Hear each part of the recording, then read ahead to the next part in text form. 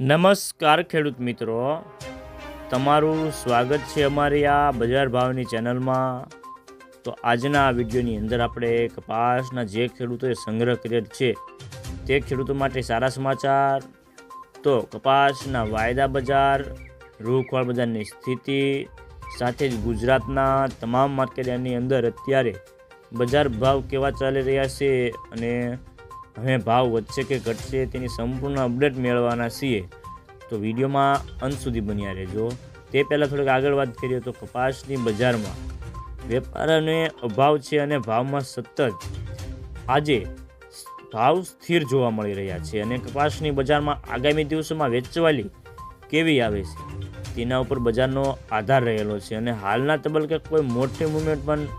આવે તેવા સંજોગો પણ દેખાતા નથી અને ખાસ કરીને રૂની બજારમાં ભાવ આજે ઊંચી સપાટીથી ખાંડીએ 100 રૂપિયાનો ઘટાડો પણ કર્યો છે અને રૂની બજારમાં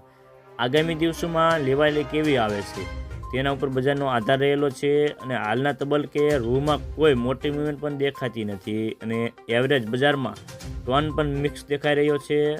તો ખાસ કરીને કપાસિયા ખોળમાં કોઈ મૂવમેન્ટ ન હતી, માત્ર વાયદા થોડા નરમ હતા અને ગુજરાતમાં શંકર રૂનો ભાવ 3.8 માઇલનો આજે 100 રૂપિયા ઘટ્યા છે અને 53,500 થી 53,700ના હતા અને ખાસ કરીને ખાંડીય કલ્યાણ રૂના ભાવમાં 36,500 થી 36,800ના હતા। તો મિત્રો ચાલો જાણી લઈએ કે ગુજરાતના તમામ માર્કેટની અંદર કપાસના બજાર ભાવ કેવા ચાલી રહ્યા છે તે જે 20 કિલોગ્રામ દીઠ આપેલ છે। ભાવનગર 1256 થી 1476 રૂપિયા, જામનગર 1000 થી 1450 રૂપિયા, બાબરા 1449 થી 1541 રૂપિયા, જેતપુર 1064 થી 1501 રૂપિયો,